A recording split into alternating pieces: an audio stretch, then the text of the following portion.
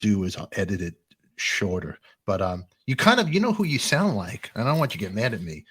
You kind of have the same type of voice like this. Let me just share this with you. You sound like this guy a little bit right here. Let's see if I could play this for you. Internet not working now. How about that? How about this? How about that? Let's see if it shows up. Doesn't work. Oh well. I can see that guy. Yeah. This is a drag. It's supposed to be good. What the hell? Hold on a second. This is no shit, buddy. Right? Let's see if it works now. Oh well. It doesn't work. You know what? You sound like Mark Farner. if anybody was going to question you, I just got to really, really honestly ask you, are you the real Mark Farner? Let's be honest with each other. You know, but that's it. I'm just happy you're here. We could hear each other. I think we should start the show whenever you want. You're the guy, right?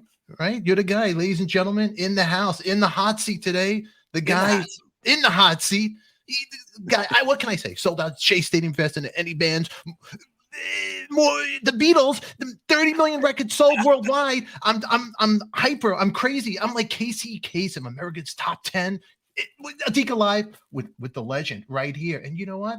Our theme song with the wonderful Mark Slaughter. And take it away, Mark.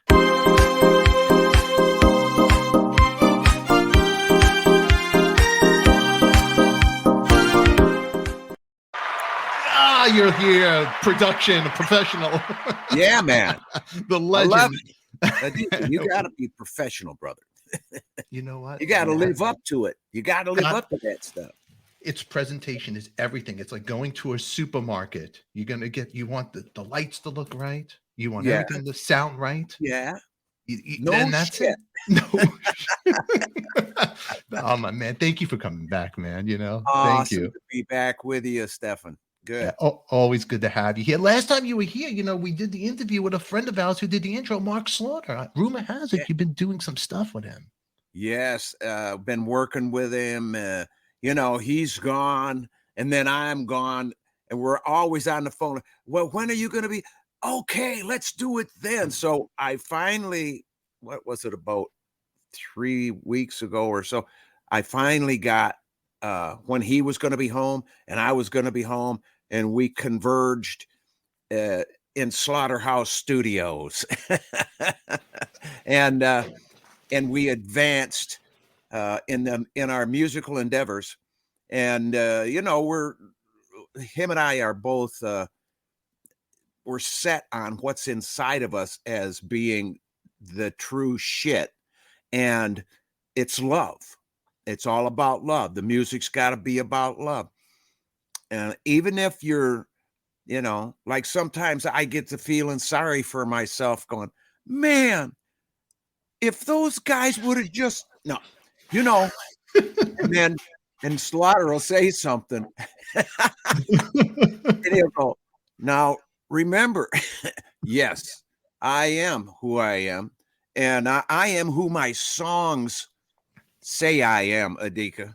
So, you know, and I wrote 92% of the Grand Funk catalog. So I got stuff to live up to and to put on a good show with when I go out. And I've added some stuff from E Pluribus Funk to my show. I put I Come Tumbling in the set, and I put In Need back in the set, and people are loving it. Yeah. So Slaughter and I are doing some recording. I mean, stuff is great because we're both in the same frame of mind, and he's a great musician, a great friend. You know, he's got some native blood in him too, and our hearts meet on common ground. So it's always good to, you know, to throw down with him, because it's whatever it is, it's going to come out sounding good, man. He's a great guy. I mean, even this mic that you're looking at, this he sent it to me. And you know what? The guy's just a supporter. He's a friend. And when I did the interview with you, because you didn't know me, and I knew you knew Mark because you guys jammed previously in those rock camps, and of course the videos out there with Howard Stern that showcases you and Mark jamming with the Cats. But you know, when you guys did the interview, I go, Mark, I knew he was a big fan. I go, you know what? Come and do it with me. You'll do the best job with me because he was so passionate. He loves you. You're such a big, and he said it, you're a big influence on his guitar playing. And people don't even know how great he is on guitar, which Oh my God. It's crazy. It's and awesome. I asked, when he told me, he's like, yeah, after we did the interview, you know, me and Mark reconnected. So I felt like, oh, I was like the middle. I hooked it up. I hooked you guys up together in a crazy way, you know, reconnected you guys. Yeah, and I felt good. It's legendary. Yeah, but he told me, I go, what's it like? Because this is the talk behind your back. I go, what's it like to be with Mark in the studio? You know, and he goes to me, Stefan, he is that guy. He goes, it's just everything. He's like, it's just wait till you hear what we're doing together. You're gonna lose your mind. You're gonna lose your mind. And he just your guitar playing the roots, how rock and roll. And I go, he just can't be imitated, the Cat. I mean, I'm excited to hear it. Well, yeah, brother. And it's universal for those who are, you know, we came from when it was regulated and the FCC rule, the 777 rule was in effect. And when people had an influence on what the radio was playing. See, we came from before 96 and we were in the music big time. And people, because we haven't talked about it too much, brother, people kind of go, what happened to my radio? You know, people that don't have a satellite connection and pay for their music. Oh my God. It's, you know, but the FM, as you know, Stefan, when it first started, there was no commercials. DJs would play real long cuts, and you know they were stoned out of their brain half the time. Nothing wrong with that. They were, you know, smoking pot and spinning records, and you know, pot is legal in my state, by the way. So, anyways, the music scene came from this untouched, able to say what you wanted to say in music. Just think about Neil Young, For Dead in Ohio. Mm-hmm. I was just listening to that. A friend sent me a link where he was just doing it all by himself. And because that song carries such an anointing, as soon as he started, the audience just kind of welled up. You could hear it. And that's the real deal, man. That's what we're after. We want to touch people's hearts with truth. We don't want to hype people with what do they call it? Computer generated images or things that, you know, with Jurassic Park, man, when that came out, I'm going, holy shit, man, that looks real to me. I wonder what some little kid is thinking. You know, it's kind of we've been Hollywooded to death and kind of gone away from the reality of who we really are in our rock and roll community. But man, I want to remind people we are made of love, man. And rock and roll is that love being stated, making a big statement. And you think about Americans, how blessed we are, because even the Australians, the English people, the German bands, anybody who's doing rock and roll and making any noise is singing in the American English dialect. It is free people singing freely. Mm-hmm. Until 96, we had pretty much a big rock community, and then it started disintegrating because of the corporate conglomerate. You know something, dude? I didn't elect none of those assholes. None of them.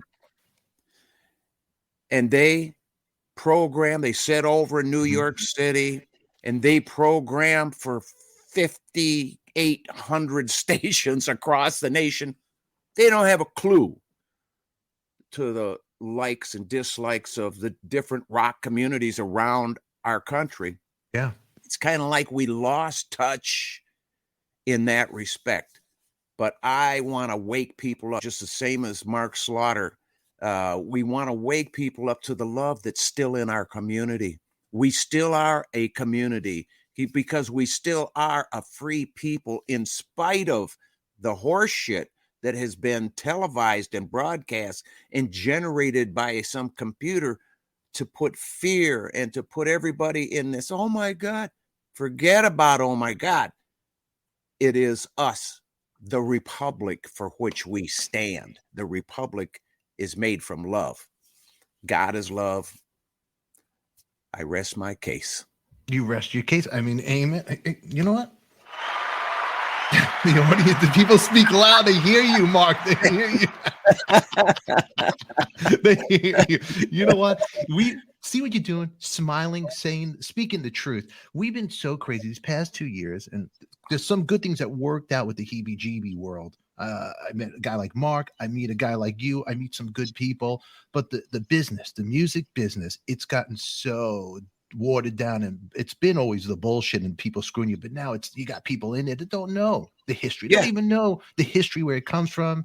It's everything's computer. Back in the day, when you listen to a record, you'd stare at your album, you look at the pictures. There wasn't too much. You wouldn't know anything. It was like, that's Superman with the red cape on. He wasn't exposed, basically. I know, dude. You read every credit on the record, and even the producers would be like, oh my God, what is this magic? And then they'd wait for you guys to come out, with Bad Time. Oh, look at this magic, some kind of wonderful, and this big arena anthem music, American band. I mean, but now it's not there. There's no superheroes of rock and roll anymore for our kids. You got, and I'm not trying, now you got me crazy. I drink my coffee, you stirred me up. This is about you, but you got me crazy. Look at the Academy Award. It's not even the same anymore. You got a guy doing a joke, and the actor Will Smith smacks Chris Rock. I mean, that's crazy. That is so amateur, not professional, out of line. It should have never happened. It's crazy, and everything is kind of sensationalized. And I'm not talking just about what happened, with Will Smith and Chris Rock. I'm talking about the news is all sensationalized. A guy standing on his knees in a mud puddle wants you to believe that he's up to his waist in water and it's flooding. Everything is exaggerated, and nothing, brother, is as it appears to be. It's all a freaking mirage. It's a mirage, because nothing is as it appears to be. If you think about it, the families that own the Federal Reserve have really had this thing going for a long time, and now they're scrambling about this. A global reset. Well, they'd do anything. They'd even start a freaking war to have a global reset, because their system is slipping. What's going on? What's going on out here with inflation? Inflation is out of control. They got the inflation creation machine, and they're spinning it out of control. Yeah. People, I mean, I don't know what the cost of fuel is where you're at, brother. Oh, it's over $5 already again. $5. Yeah, man. And in California, those poor people, man, they're paying through the ass for their gas. But it's all, this paper, this house of cards is going to come falling down. But man, we told the king to stick it in his ass in 1776. Really, that's what happened. Yeah. Said we disconnect from your bullshit, and there was a Declaration of Independence. Well, we need a redeclaration of independence, because in 1913, 2 days before Christmas, the Federal Reserve Act was signed in. We gave ourselves back over to the powers we declared ourselves independent from in 1776. And there's been a lot of blood shed around this world, and it's all, it's all manufactured, it's all acted out, it's all in play, and everybody's like crazy about this money, and there's these billionaires who think, and they call them the elite. Are you shitting me? The elite? They're spoiled brats. Yeah. The elite are our soldiers who have fallen, our soldiers who have went out and followed orders. They didn't create these damn wars, but our brothers and sisters, our men and women of the armed forces, they take a lot of shit, but they're following orders. They're just following orders. So it comes from this place of being, some fake guy in a fake place and the fake news. And it's, we need reality in a bad way. And we'll only get it through the love of rock and roll. Seriously. Yeah. You're totally right. I had a friend of on the show, Ted Nugent. He spoke very loud and clear about it, Ted. And Ted's very vocal, and this is causing everything, even to go on tour. Like, he has his new record out. You got new music out, but the gas to go on tour to make it happen. It's like this every obstacle. First, you have the heebie-jeebies. Then you got now this crazy nonsense in Ukraine that's going. The world is getting more wackier than ever. Yeah. And you can't be honest with your words. Because if you say one thing, that's it. You're done. Right?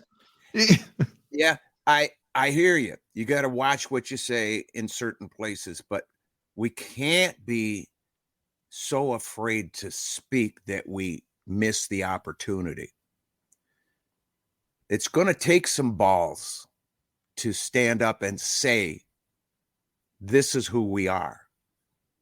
We are not going to give our republic over to a bunch of flaming idiots, to people who, even the Bible talks about, a time in the end times, it's going to be this way and that way, and the world is going to turn, right now in the churches of America, because I've been in quite a few churches in America, everybody's like, protecting Israel because they think they quote the Old Testament and say, those who are for Israel, God will be for them. Those who are against Israel, God will be against them. But my Bible says that all things, when Jesus hung on the cross, man, that all things were made equal. There's no more Greek, no more Jew, no more. No, not in the eyes of the Creator. And let's face it, we're only here on this earth for a season, and then we're going to go back to be with the Creator.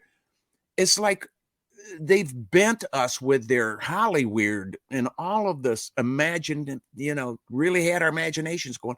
But you look at who owns Hollywood. You look at who owns the inflation creation machine. And listen, you and I, brother, we toil for our money. We pay our bills with money that we work for. It's not, given to us. Unless somebody's a trust fund baby or something, and they got, they're born with that silver spoon in their mouth. You're going to have to work for what you get. But there is a class of people that sit on the other side of the fence and think about if you were issuing the money. Yeah. All these countries around the world, like those families that own the Federal Reserve, they set in a different conscious state of mind. Really, think about it. Here, you want something? Go push the button on that machine, because that machine creates the money that the whole world respects and will trade gold, yachts, coal, whatever, commodities for this money, for this paper. Mm-hmm. But it's printed out of thin air. There's nothing to back it up. It is fiat currency. And that's why I say nothing is as it appears to be, because it's made from paper. It's made from the imagination that sits on the other side of that fence that's telling you it's worth this, it's worth that. Gold is worth this much, silver's worth this much, platinum. Eat some of that shit and tell me what it's really worth. try and survive on eating gold or silver or platinum or some precious diamonds. They'd probably break your teeth. Oh yeah, it'll You cost you more money then. You have to go to the dentist. Yeah, brother. You know what? You know what's worth something is our food that we grow and the ability to grow food. And they're trying to control that even. I mean, this is how desperate these people are. But I got to tell you, I think that that's insanity to want to control the world and get us all on some kind of damn passport. Well, that the vaccine passport ain't working. So let's limit the food supply. Let's cause these wars and, you know, short the world over here. And there's going to be starvation. Oh yeah, we'll get them on a passport for food. You're going to have to take this passport down to the store and show them your passport to get a loaf of bread. I mean, this is how crazy it is. It's crazy. You know, it's so crazy that I got mine screwed. Now that the masks are off, I feel like I don't even know how to feel. But the other day when I was walking around in my area, I told my wife, I feel like I could breathe a little bit better now. Like not breathe, but just mentally breathe, because I could see people. I forgot what it's like. I told my wife, picture what these people who've been in prison for these crimes for life, what their minds are like. So maybe Man. this is why maybe the Hollywood people, like the Will Smith, all these other people, are going crazy that, you know, over a joke that meant nothing. You know what I mean? Maybe people have been locked up mentally. Yeah. It's almost like this whole thing is here to drive us crazy. I don't know. Well, and you can see, brother, that people are on edge, and it's because they bought into the bullshit with their eyes. I mean, my wife Lisa and I mean, 44 years we've been married, brother. And congratulations, great. Thank you. We don't we cut the mainstream. I don't believe a thing any mainstream news channel carries. I'm talking about ABC, NBC, CBS, MSNBC, Fox, CNN, all of them. Because I know who owns them. Yeah. And I know who puts the money there. I know who owns Hollywood. And I see all the bullshit coming from Hollywood, what they're promoting. That's what they want the world. They want us to believe the world is coming to this Mad Max, you know, thing.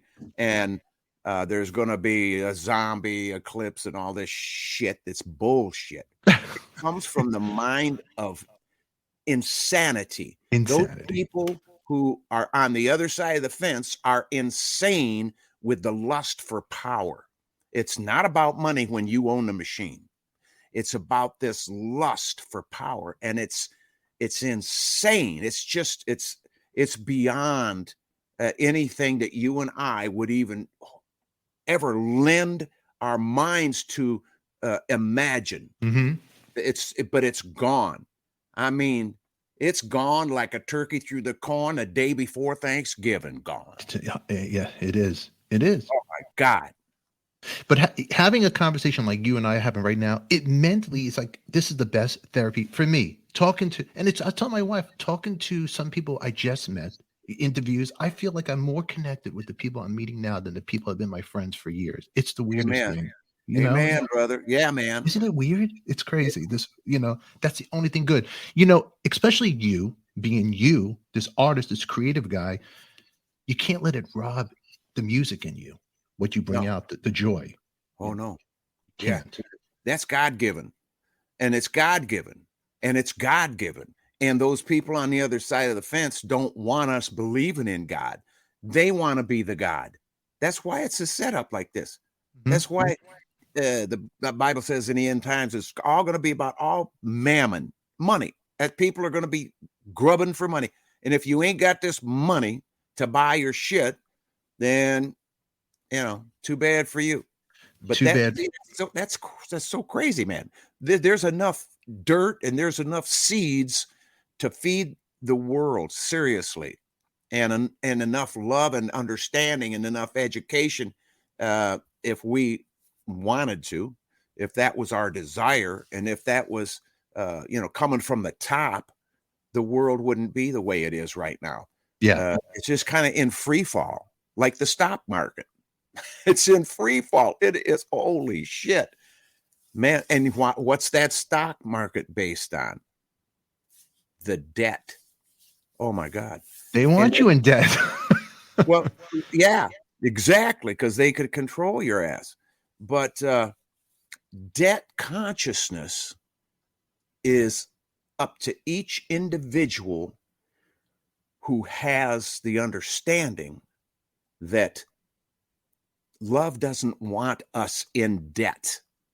Now, I'm not talking about just financial money debt. How about the debt of unfulfilled expectations of other people on you? There's all kinds of these all forms of debt. How about regret? You regret something so bad and you're holding your shit. You're stuffing your face under the water because you're going to punish yourself because of this regret that you have. Let yourself up, set yourself free, because love don't want you in debt, any kind of debt. We're moved from our comfort, our places of comfort, by this weapon of debt. But let's go down to the drugstore and buy a box of it and come back and put it on the kitchen table and examine this debt. Or let's have a dump truck dump a load in the front yard and let's wade through this shit. You see, it's all our imagination. Just like the movies have influenced our kids, just like the movies and all of this shit that they've televised have put people in this trance. It's really, people have been walking around in a damn trance. They're not walking in reality. And, you know, all of these crazy things are happening because whatever they are believing in has caused them to go crazy. And if it's televised to you and it's outside of your human imagination, it might provoke you to do some crazy shit. Yeah. Really. You know, all these kids doing shooting in the schools and all this bullshit going down. Yeah, it's you would never hear about all this crazy stuff back in the days. You know, times have it's a different. I mean, Mark, you going out performing? Do you ever get a little like nervous from people in the crowd? Like, you know, ever stick in your head? Well, usually the people in the crowds that come to see me are beautiful people. They've been listening to my music for a while. We just did a gig in my hometown in January, 28th of January, at the Capitol Theater in Flint, Michigan. Yeah. And Chris, the manager of the theater, was, as I'm coming out of my dressing room, I see Chris down the hall. I say, "Hey, Chris, how you doing, brother?" He turns and he says, "Mark, man, I got to tell you, the audience in this theater tonight, it was sold out. It was, I don't know, around 1,600 people there." And he said, they are the best people. He says, "I've never seen better people. They're friendly. They're happy. All of them." He says, "And another thing I want to bring to your attention, 75% of them spent cash money. They didn't put down a credit card." Wow. He says, this is a phenomenon. And my wife said the same thing. She said, when she was selling the merchandise, she said, people didn't pay with credit cards. They didn't want to pay with a credit card. They're, you know, putting down the cash. And it was, you know, I think the music, because I have been provoking people to think about things since I was 20 years old. And it just happens that I wrote a song in 1977 called Social Disaster that says, "Something red is on the way. It's coming closer day by day, threatening the life of every man who reigns in freedom in this land. Is there anyone left with spirit here? If you've up and gone, then I really fear a social disaster." It goes into the chorus, social disaster. And then it says, "Stop and think of years ago, our ancestors who didn't know that what they'd found in the promised land might be taken away from future Americans. Is there anyone who feels the same? anyone here who can feel the pain of a social disaster. Then in the bridge, it says, there'll come a day when the country is running wild. There'll come a day when freedom stands on trial. They'll try to take us over from the inside, but they're forgetting about the people's home pride. Let our freedom ring. Can God help us? Yes, he can, because God is living in every man who still believes in what we've had and won't settle for the US of A gone bad. Vigilantes from the past, born again to stop at last a social disaster. And that Dick Wagner produced that album. And he said, man, where is that song coming from? I said, it's coming from within, just like you told me, Dick, because Dick Wagner, you know, guitar player for Alice Cooper, Ursa Majors, the Bossman in Michigan. When I was in the Bossman, 18 years old, we go back to Dick's apartment after we played out one night up in northern Michigan. And we sat and we're playing our electric guitars. His wife and kids are in the other room sleeping. And we're playing, you know, without being plugged in, that electric guitar is not very loud, but you can learn things. And that's what he was showing me chord inversions and whatever. And I asked him, I said, Stefan, I said, where do you get all these songs, Dick? I mean, he wrote all these songs. Where the hell do they come from? He said, they come from within. And he reached over and he touched me right here. He says, they're right in there, Mark. You can write songs. I said, I can? It was like he took the key, brother. And there it was. He turned that thing open. I stayed up when Dick went to bed and I wrote the first song I ever wrote, Heartbreaker. Right then. Right then, huh? Yeah. I did it that night. He helped me finish it in the morning. God rest his soul. And people love that song. But I know that if my earnest intentions are wrapped up in the words of my songs, it doesn't even matter if they rhyme as long as my intention comes through. And that is to promote love, to serve nothing else but love. Mm-hmm. And I refuse to serve anything. I refuse to serve fear or even allow fear, because I know where that bullshit comes from. It comes from them suckers on the other side of the fence and all of the hoopla that they control and all of this magic bullshit that they control. They've got people believing things that are really not real, man. That's it. That is it. Yes. You can't, and you got to keep the fake people away too. The bullshit. Amen, brother. Yeah, man. You've lived it. You've seen every part of the corners of the road. I mean, really, you've lived it. Yes, You've sir. seen every situation.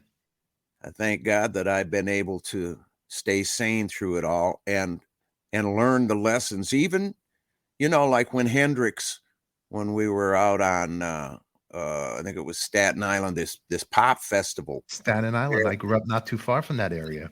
And we were playing. Of course, there was a lot of big names on the bill, and we had already gone on, but Jimmy sent his right-hand man, his buddy Rabbit, over to grab me. He said, man, Jimmy wants to talk to you, see you over in his dressing room. And I said, great, man, I'll be right over. Well, we had met before, and he was in my dressing room when I came off stage at the Fillmore East, New York City. And that was the biggest surprise of my life, because Jimi Hendrix was my guitar god, dude. So anyways, I get some dry clothes on and I go over there and I walk in and man, these guys have got these look like little snowdrifts on the desk there. And I went, oh. And Rabbit hands me this rolled up $100 bill. He says, here, get you some of that. I said, no, thank you. I appreciate it. You guys go ahead and knock yourself out.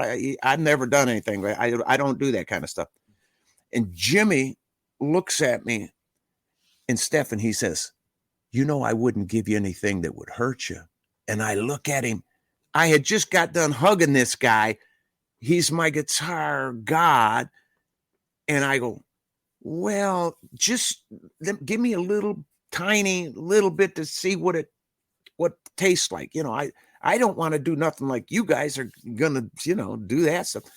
So Rabbit takes the switchblade, he goes, psh, and he sticks it in this line. And what's on the tip of the point of the knife, he said, just hold one side like that, and I'll hold this up there. So I went and I snorted this stuff, and it went right through the top of my head. It went straight up. It was like, oh man, what the hell is that? And then the guy comes back and says, Jimmy, you got to get on stage. Well, I had my packing blanket up on top of the equipment truck, and I had my spot all set for when Jimmy went on stage. I was going to be right there, stage level, and watch him perform. Well, them guys go down and they take that $100 bill and they whiff up those snow drifts that are on that desk. And I'm thinking, oh man, holy shit. Anyway, I get up on the truck, and the stuff that I snorted had not really hit me real good, evidently, but I was really in a good mood to watch Jimmy, and I was stage level. He walks out on the stage, and he's got a guitar on. I mean, they put it on him. Walks up, and they put his guitar on. He's reaching out for his guitar, and he's missing the guitar neck by a good foot. It's like, choo, choo. And I'm going, oh no. And this started to have a mental effect on me. I went, yeah. Oh no. And that stuff that I snorted was helping that effect. And this blonde-haired kid with no shoes and socks, no shirt, bell bottoms that he walked the excess length off of, these ragged ass bell bottoms. And he comes up behind Jimmy, grabs Jimmy's wrist, and he grabs the guitar neck and he puts them together right there. Boom. And it's like Jimmy looks over his shoulder at the guy like, oh my God, thank you. And then he tried to play, but he only tried. He did his bass player and drummer were playing the song that they were supposed to be playing, and Jimmy couldn't find his ass with both hands, man. He was so far gone. So he steps down on his echo unit, and it's going wow, wow, wow, wow, wow, wow, wow. I mean, and as it's doing that, it's loud. Hell, man, it's, you know, a PA system it's affecting thousands of people, right? And I'm sitting there, and that wow, wow, wow, my whatever that shit, you know, in me, it started to get me. And the last thing I remember was that echo going. And then I wake up. I fell off that truck. I'm on the ground. I wake up. I come to, and there's all of these faces down around. They're like looking down at, oh man, are you all right, Mark? It's like, holy shit. I'm sick, you know, I'm sick to my stomach.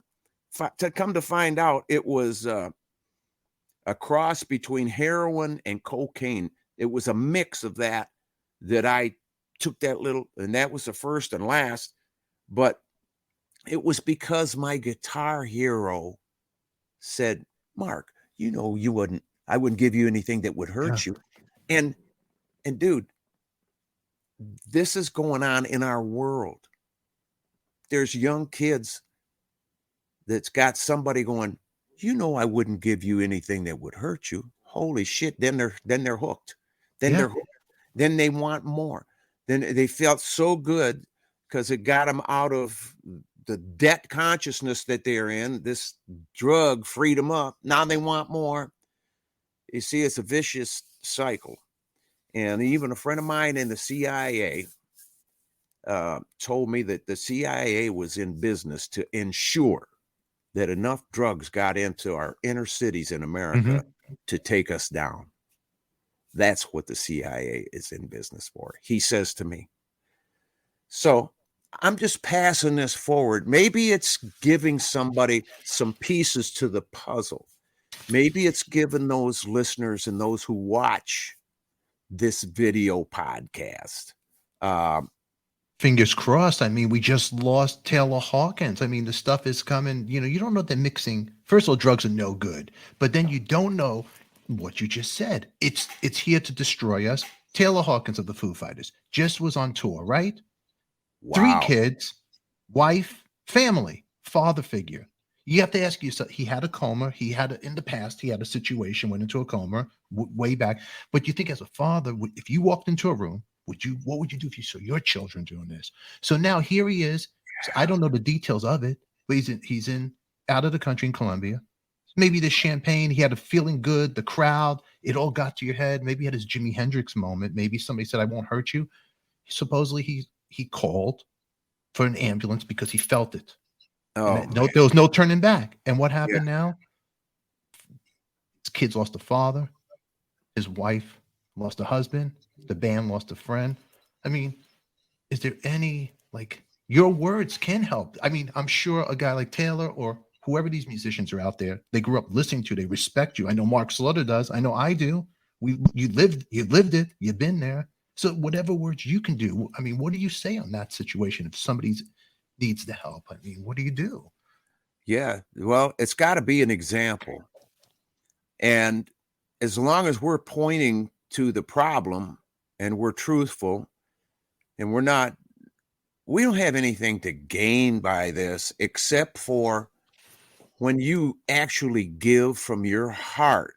Brother Stephan, you know this. Love is an instant rewarder because it's love driving you to do what you've just done. And love is a rewarder of those who diligently seek it. So that example to somebody in trouble, to somebody who's lived this life that we're talking about, and maybe they're so confused, about everything, and they do something like, they do something they know they shouldn't, but it has brought them relief in the past. So they're going to do it some more to get rid of that relief. You got to free yourself from that bullshit. Nobody is going to come up and snap you out of it. It has to be you. But you are given the tools to do this. Everyone has the tools to set themselves free. And I just encourage those who are watching and listening, do it. Set yourself free. Emancipate yourself from the madness, and you're going to find that love. I guarantee it. I guarantee it. That's right. You got to clear your head, clear the garbage out of your life, whatever Amen. it is. You got to clear it. You got to clear it. Right I want to, you know what? I know you're probably busy and I don't want to take up all your time, but there's a couple of things I wanted to talk about because you do you do have a single that came out, Never and Always. The music video's out. I wanted to play a little bit for the guys, whoever's watching in here. I mean, I was digging it, and your voice, man, I don't know what you're doing or what meditation or your mind is. I just, God loves you because your voice sounds better than ever, man. And you're still playing, right? You don't tune. You're still the same guy. Do you tune your strings down or anything? What do you do? Any secrets? For the last 8-10 years, I tuned to 4-3-2, which is just a little, I mean, you can't hardly tell the difference. But a friend of mine sent me a link and he said, you got to watch this link first and then call me back. So I watched the link. This is a guy who puts a 15-inch speaker in front of a kiddie pool on a deck. He's got a tone generator. He does A2 at 125 decibels. And 125 decibels and tear your face right off of your head. And it's got chop on the water. I mean, it's just all across this kiddie pool. It's just frothing. So then he turns it to A432 and he plays A2 at 125 decibels. It is a sheet of glass, brother. And that, like, what is this? What is this? ADIKA, I call him. He says, now this is what I want you to do. Because he asked me before, what kind of acoustic guitar do you have? I told him I got a Guild D52. And so he says, I want you to tune that D52 to 432 and just play. And just that in itself is, you're going to feel it. He says, you're going to see what I'm talking about. So I hang up with him, and I got the little headstock tuner, and tune it down to where it's 432. Okay, you just count backwards from 4, 4, 3, 2. There it is. And it is the frequency of the universe. So I'm tuning it, and as I'm coming down, brother, when it hits and I get the green light on the tuner, it's got this whistle on it. Every string has got this little whistle on it. And I'm going, oh no, am I hearing this right? It wasn't louder. It wasn't that it was louder. It was just more. The frequency that, just every harmonic coming off the strings. It was loving me. It was just loving me. And I played that guitar a couple of hours, dude. I did not want to put it down. I am so glad that you asked that question, Stefan, because guitar players out there and keyboardists, doesn't matter, because you go to global and you tune the damn thing down to 432 or wherever you want to put it. Man, 432 is the answer. It really is. I mean, for music and for creativity, never and always is in 432, brother. It has a thing about it. It just does. It does. Let me see if I can pull up this video, because it's such a great song. It really is. I mean, everybody knows the old stuff, but you got to check out Mark's new stuff. It's incredible. Let's see this right here. Gotta slow down. Time to face my fears. I fell down in a river of trouble. Lord, I can't swim, baby. Where is the love? Honey, they were singing from above. Beautiful. Oh my God. I get copy strike. I swear to God, I just got chills. I swear to you, just now listen to you when you went into the chorus, I'm getting chills. It's so good. I'll put YouTube copy. It's too good. Just copy strike me. I'll edit it later. I'm going to play more videos, but you guys will get the links down below for Mark's website, his music, his tours. While I got Mark, I mean, it's so damn good. I really just got chills. Thank you, brother. Thank you for doing the good music. This, I never hear you talk about, and if you don't mind going down this road, good scene, good playing. You guys worked with Zappa. One of my co-hosts is the Zappa Vaultmeister. He's the guy that does the archives. He does all that stuff, and it's a great record. And there's a jam that you guys did, and it's so incredible. What was it like to work with Zappa? Because it was a weird part for Grand Funk at that time, right? Yeah. Well, when he came to Michigan, in the first place, let me tell you, Stefan, he got picked from all those names that were in the hat. Mm-hmm. We had names in a hat, dude. I reach in, pull Zappa, and they go, Zappa? I wonder if he'd even do it. Who put that name in there? It's like, So somehow our management, God rest his soul, Andy Cavalieri, got a hold of Zappa, and he came to Michigan. He had heard of some of the stuff, some of the things that we were working on. He came to Michigan, and he said the thing that sold him on working with the band was when the studio door opened, Craig and Don were wrestling around, and Craig had backed up and he bent over and he grabbed Brewer's leg, like between his legs, and he pulls up against Brewer's thigh and farts on his thigh. Just a big fart. And so Zappa said that is what sold him on working with us. It wasn't the music. It's that we were nuts for being in the country. It was great, man. We went up to his house, and the limo is going around these curves and stuff. And I look across the valley, and I look, and I see this purple house with pink shutters. And I went, that's gotta be Zappa right there. It was like sticking out like and I mean, it was glow in the dark almost. It was that vivid. And I'll be damned if we didn't pull right up in that driveway.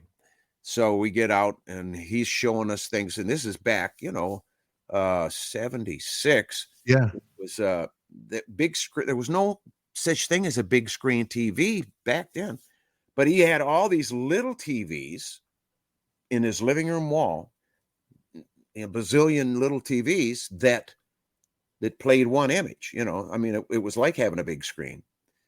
And we just saw some of his genius, because he was into video too back then. Wow. And, In 76. Wow. Yeah. And we went out, and he's drinking like these Shirley Temple drinks, because he didn't drink, he didn't smoke pot, he didn't do drugs. He didn't have to. He was out there, and you listen to what he did on Good Singing and Good Playing as far as the production. It's breathing, especially if you've got a good 33 1/3 record player, and you got you a nice turntable and some decent, I like 15-inch speakers. I mean, that's what I play through on stage. I love 15-inch for guitar, and I love to listen to music back through 15-inch speakers. And what he did, that the songs breathe, that they're alive, because there's a message in them too. Don't let them take your gun. That's on there, our Second Amendment. And 1976, that's on there. I mean, some songs that are speaking revelation, about revolution. And he was kind of against guns at the time. And he asked me, because we had more than enough tracks to do an album. We had probably 4 or 5 too many. And he says, so we're gonna have to whittle it down to the ones that we're gonna use. He says, what about this Don't Let Them Take Your Gun? At that point, I said, no, dude, that song is staying on this album, and that's all there is to it. And then I explained to him, because he says, well, why? So it was my opportunity to explain to Brother Frank about the Second Amendment. And I said, do you understand what the word necessary implicates? When the Constitution says it is necessary for the freedom of state. It was like the light bulb went on, and bam, he's going, oh my God, dude, I've been against guns for all this time. He said, yeah, I've never even shot a gun. I said, do you want to shoot a gun? He says, have you got a Dirty Harry? I said, I just happen to have a Dirty Harry. I'll be right back. Did. Oh my God, Yeah. you did. So I had a 44 mag. I went and got my Smith & Wesson model 66. It was a 466, and brought it back, but I didn't load it with 44 Magnum shells. I put 44 special shells in there. And people that know about guns know that 44 special is like shooting a 38 in a 357. It's not a lot of kick. Even, it's a big bang and everything, but it doesn't tear your wrists off. Like a 44 mag might have just scared the shit out of me. So I put the 44 special in there, and I tell him how to, and I drew it on the paper. I said, this is your sight picture. You got to put that front sight even with the back of the back sight right between those blades and make that perfect. And I said, what we're going to do is I want you to hold it up and dry fire it, because in the Smith & Wesson, it's got a floating firing pin, and it's not going to hurt it to dry fire it. So he dry fires it a few times, and finally, because pulling the trigger, it's like you got to squeeze it, and it has to be a surprise, or it's going to miss. You can't just go bang like that. You got to concentrate and let it surprise you. Because if you're holding that in the center and it goes off, that's where it's going to hit. And so he got that down real good. We went out and I said, I'll put up a target for you. He says, nah, man, just put up some tin cans like they do in the movies. And I went, okay. So we put some beer cans up on the hill, had a great big hill as a backstop. And Frank is out there and he gets both hands on the weapon. He's holding it properly the way I told him to hold it. And he's got the earmuffs on and he's pulling through and boom, he drills this can from about 35 feet away. Oh, yeah. He said, because I brought him right up to it. He says, nah, man, this is cheating. He says, I got to get back a ways, man, where I feel like I'm doing something. So I took him back. And like I say, 35 feet, he drills that beer can. And he's got the gun like this and he comes swinging around like, did you guys see that? It's like we're ducking going, gun safety, Frank, gun safety. But he became a life member of the NRA after that. And he called me, wanted me to know that he joined the NRA and that I had changed his mind on guns, and he was happy that he came to Michigan. And we were happy that we went to LA to finish the vocals and to do the things that finished that record and got him to play on Good Singing, Good Playing. And he tore it up. He was one of those, he did the hammer-ons and the pull-offs long time before Eddie did. God rest Eddie's soul. But Eddie got a lot of that from Zappa. And, he was underrated, I believe, as a guitar player. And he wanted me to sing on his album, but he passed away before he got to do it. And I was going to sing Bamboozled by Love. Bamboozled by love. Oh, Lord, the shit done hit the fan. Wow. Zappa, man. The shit done hit the fan. I mean, the more and more I dig into the Zappa stuff, he's genius. His lead guitar playing on Out to Get You, that's a wicked jam right there, man. Yes. Yeah, man. That's what I'm talking about. Yeah, he got out there. He really got out there, man. It was good. I just was listening to right before we got on here. I'm like, oh my God, you are learning from him too, huh? You're probably blown away. You're jamming. Absolutely. And, we were trying to think of what we were going to call the album. And he was the one that came up with, let's just call it Good Singing, Good Playing, because that's what it is. Yeah. And it was enough that he wanted to jam with us. And I absolutely adored that he wanted to jam with us, this guy, this great producer and musician was encouraged enough to want to jam with us dudes. Yeah. Awesome Stuff. You remember your last conversation with him? What it was the last time you spoke to him? I did ask him about why he drank so much coffee, because I was concerned for his health. After watching him drink way more coffee than 10 people ought to, because even, I have a cup of coffee now and then, but I have a diluted cup of coffee. And Frank Zappa is one of the reasons I have controlled that and not let it take a hold of my life. But he said, it's just a nervous habit I got. And I said, I tried to tell him, but he loved that coffee. He loved the coffee, huh? Oh man, he loved the coffee. In fact, you know what an air pod is, Stefan? So he's pumping it out. Every once in a while, he'd look down in there, and then when he'd get down far enough, he'd send the engineer to make another pot of coffee, because he drank it all day, he drank it all night. It was unbelievable the amount of coffee that man drank. You drink a lot of it. Oh my God, he did it. How about now? Now you guys, you're working on your music, got the new video out. What's going on with the shows and all this stuff with Mark Farner? Well, I've been doing a few shows here and there. I do some acoustic work as well.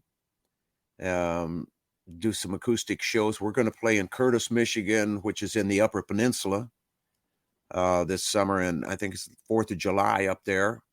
We got a couple of shows back to back in Curtis, and I love it because it's my home state, my home people, and I'm a home state guy. You know, You are. yeah, I like all the Michigan teams. You know, but people got other teams from this state or that state that they like and they follow. Not me, man. I'm a loyal to my state kind of guy.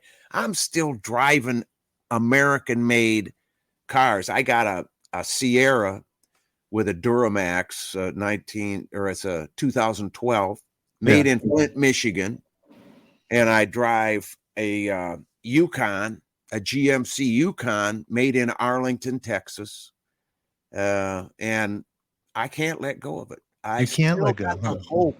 I still have hope that we can turn away from our wicked ways and get our country back, man. Stop supporting all these other foreign countries and start supporting ours. I mean, if you want to see what happens to a country if you don't support it, look at Detroit, Michigan.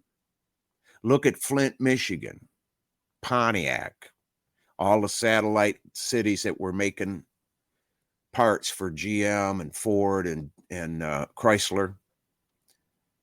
That's what happens when you don't support your own country. Yeah, that's what that does happen. Detroit, man, the music of Detroit. As a kid growing up, you're a big part of that whole scene, man. I bet you saw some great shows in Detroit. Oh man, yes, and at the Grandee Ballroom, man. I wanted to ask you about the Grandee Ballroom.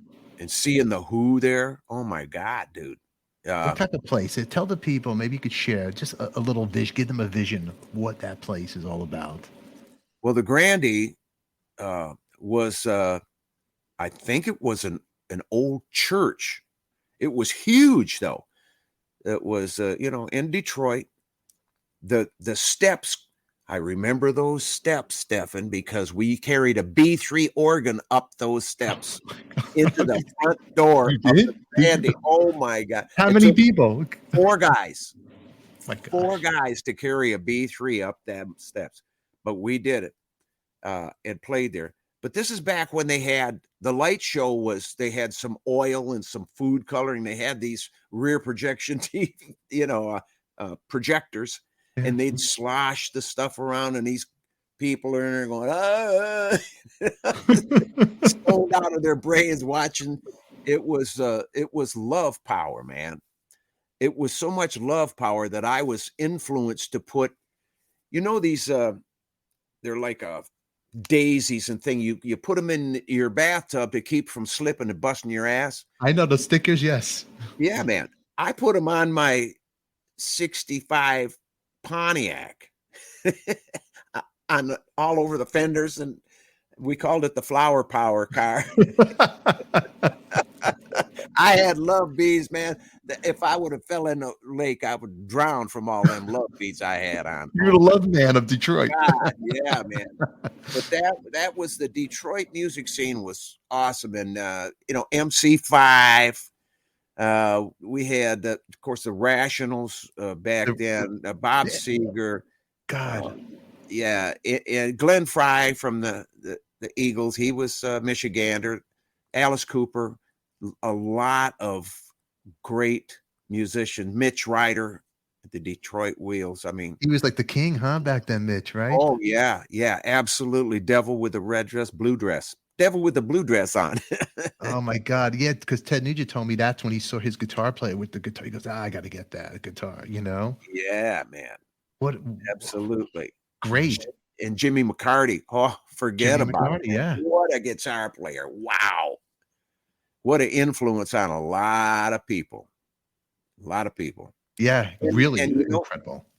I think a lot of it has to do with where all those musicians came from, because a lot of the musicians were born out of families that had moved into Michigan to work in the auto factories. And they came, my mother's side of the family, she came from Leachville, Arkansas, and all of the uncles, aunts, grandpas, everybody moved to Michigan. Once there was somebody had a job in the auto factories up there, they said, man, we're making money hand over fist. Come on up.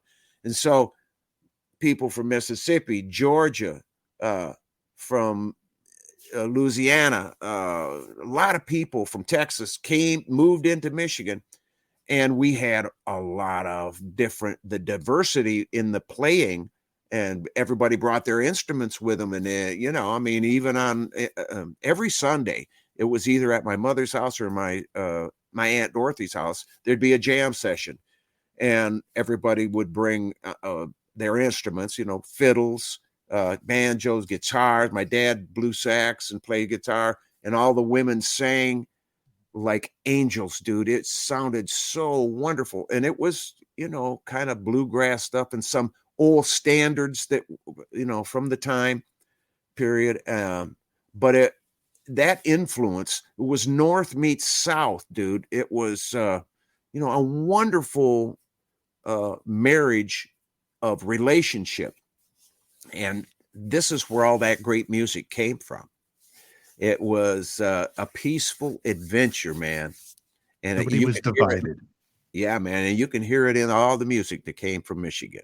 You could hear. Let me ask, did you see that at MC5, supposedly where they blew off the stage with cream? They blew cream off the stage. If that's any truth to that? I did not see that. Yeah, that's the rumor on the street. The MC5 blew away cream, which is a very interesting story. What a scene, in the Funk Brothers, which you got a lot of that. You have any run-ins with those cats? Did you? No, but outside of, spinning them on my record player. That's it, huh? And turning on CKLW, Windsor, Ontario, Rosalie across the river, man. They were booming into Flint, Michigan, and she was playing all the Motown stuff, the R&B. And this was during the transition from AM radio, where, all the bubblegum music was played on AM radio. And then there was a switch in music, and FM started playing, like I say, those long cuts and some of the obscure things. When I walked into WTAC, an AM station in Flint, Michigan, and asked Bob Dell, hey, have you ever heard of this song called Hush by Deep Purple? I never heard of that band. I said, well, dude, I'm going to bring the record tomorrow. I play it for him. He starts playing it on the air. It's a big hit. Of course it's a big hit. It was awesome song, man. Are you kidding me?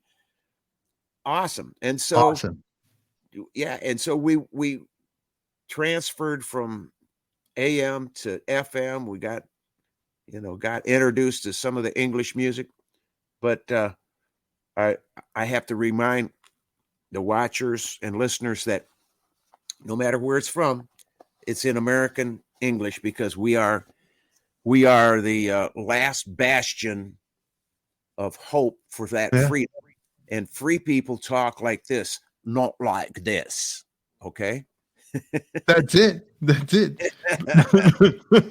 It's a hell of a lot easier to talk like an American than to have to, bend your lips and everything to talk any other way. Hey, even the Beatles were watching the Americans, and Chuck Berry, they were watching us. Buddy Holly, Chuck Berry, that you hear it. You hear Lennon's vocal styles. And then, and then what did you do? You got them back. You sold out Shea Stadium. But you got to play with Ringo. yeah, absolutely. You get to do a lot of great stuff. That was a great band with Ringo. Would you guys jam? Oh man, it was with you got from what am I trying to say? What was that? The first band that Randy was in, Bachman Turner. Yeah. But you got Randy Bachman, and you got Felix Cavalieri. I mean, God, Billy Preston. Forget about Billy Preston. Was a virtuoso. God rest his soul. And Boris the Spider. Oh, John Entwistle, great man. And when he says to me, Mark, he says, I'm hearing something a little. Would you mind if I played something that's not exactly like the record, but something that I feel when we're doing Closer to Home. I said, yeah, man, let me hear it. And he played this stuff, dude. I said, yeah, do that. Because Really? it was inspired. And the show that we did at the Budokan that was taped there, it's got him playing that stuff. And of course, Zach on the drums. And Mark Rivera, geez, oh man, that guy could sing and play that saxophone. What a great band to be in and to just pinch me kind of thing, be involved in, because I have Randy showing me how to do the chords. Here's the guy that wrote the song. He's showing me how to make that chord. And I'm going, thank you. I learned a lot. I learned I am, wow. yeah, I am the eternal student. I love these stories. Oh God, Mark, I got to get you back here again. I could take all day, and excuse me for this. I love your stories, man. It's and I love good, talking man. to you. I love to tell them. You're a beautiful guy. Hey, the thing is, I'm watching him play your song, huh? How could you even concentrate on your song? Because you want to watch Entwistle's hands, right? Yeah, man. Can I duplicate it when I get home? But he was so loud, I couldn't get that close to him on stage. Really? And I was stationed right next to him, but I had to walk a few steps away because he was so loud. He was deaf in a post. I'm not kidding you. Really? Yeah, the poor guy. And then when he talk real soft like this. I'm wow. It's not. You would think somebody that couldn't hear would be, hey man, you got headphones on, right? You're talking so loud, and then you think, oh my God, I'm talking loud. It's great. It's great. Before I let you go, I gotta ask you, because this is important, and it doesn't have to be your records, but your top 5 vinyl albums that mean something to you. That it's hard to pick top 5, but 5 that made Mark Farner that's important to you, that brings a happy thought to you. What would they be? Get It While You Can, Howard Tate. The Aretha Franklin, the album that's got Chain of Fools. I can't tell you the name of the album, but I wore that thing out. Sgt. Pepper, Electric Ladyland, the English version. Mm-hmm. And Closer to Home. Closer to Home. There it is. The countdown. Top 5. Oh, I gotta leave with Closer to Home. Yeah, man. Mark Farner. Beautiful to have you here, everybody. A legend, a friend, a great guy. Brother. You know what? You're one of the best, man. You really are. You can catch Mark Farner's American Band online for tour dates. Links will be at the bottom down here. His new videos out. I want you to click on it. I want you never and always click on it, support it, buy it. And he's great, and we're gonna have him back because I'm gonna be begging him to come back. And it's funny you mentioned that song because I had Vinny Poncia on the show here, Chain of Fools, and he was telling me he's part of Real Building, and he was telling me, Vinny, about when them writing it, and he goes, his friend, they were in a diner. He goes, the first time, he goes, we'd shoot songs back to each other to Atlantic, and I forgot who wrote it, slipping, but the gentleman had an acoustic guitar, and he's singing in the diner by Rockefeller Center with the guitar. Awesome. And I'm like, you got spoiled, Stefan. Vinny, and then Vinny, I just had him on live like this. He goes, I rambled on too much. I go, Vinny, he goes, can I come back on? I go, why are you crazy? Vinny Poncia, a great songwriter, a great guy. Maybe we could do a roundtable on just history, all of us, and bring you back, and Mark, and whatever and your DVD that's out that we have. I'm putting all links down below. Thank you for your time. I appreciate it. ADIKA, you're a wonderful person. Thank you. Keep doing it. And if I don't see you in the future, I'll see you in the pasture.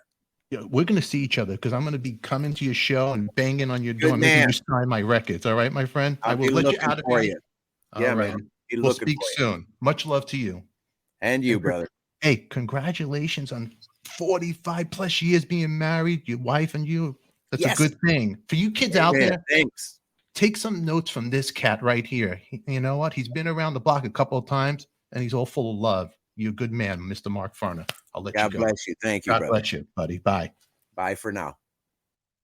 All right, everybody. Mr. Mark Farner, thank you all for being here. Great guy and beautiful guy. And I thank you guys for all being here. Love you guys.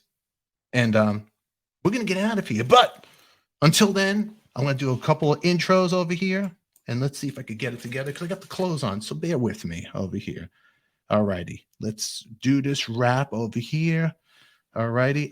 Thank you, Debbie. I'm sorry I didn't read all the comments, everybody, but now I'm here. And I hope I did a good job and I made everybody happy. Now let me do my intro. If the internet doesn't mess me up, check it out, everybody. The ultimate intimate conversation with your favorite artist. Who is in the hot seat? Mark Farner. You know him from Grand Funk Railroad. His band, Mark Farner's American Band. Well, he's coming on here to chat with you, to chat with me, to chat with all of us. You're not going to miss this one, you crazy kids. It's all going to happen right about now.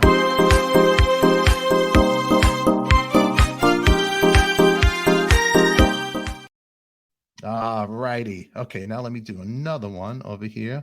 Hold on, because the internet's funky. It's over here. I could see it.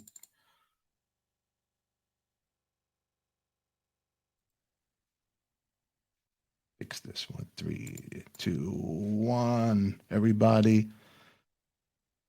Today on Artist on Record, the legend, the voice of Grand Funk Railroad, Mr. Mark Farner is in the house. That's right. He's going to talk to us about his new songs, his new singles, an American band, an American legend. That's right, everybody. You're not going to want to miss it. It's all happening right now on your favorite channel.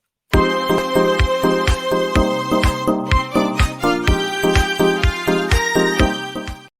right, let's do one more over here. 14 top 40 hits, 5 top 10 hits, 2 number 1 hits, sold out Shea Stadium faster than the Beatles, more than 30 million records sold. That's right, more than 30 million records sold worldwide, 16 gold, platinum records. Bad Time, 1975 BMI Award for the most radio plays.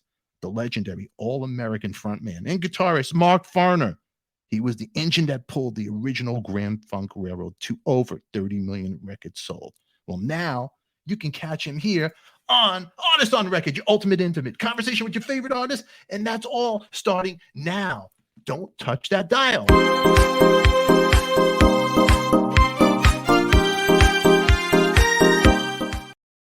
All righty. Okay, everybody. And then let's do this one.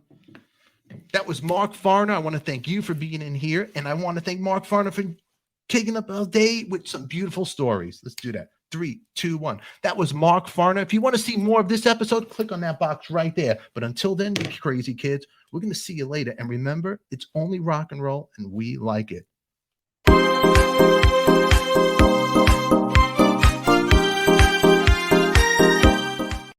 What, you still here? Click on this box right here. And remember, who loves you, baby? We do. Bam.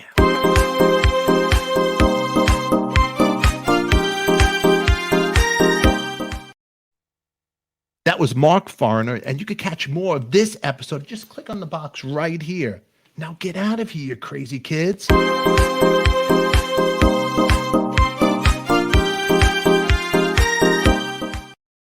What, you still here? What are you doing? Click on the box there. Make sure you subscribe. Give us a thumbs up. And remember, who loves you, baby? We do. Mwah.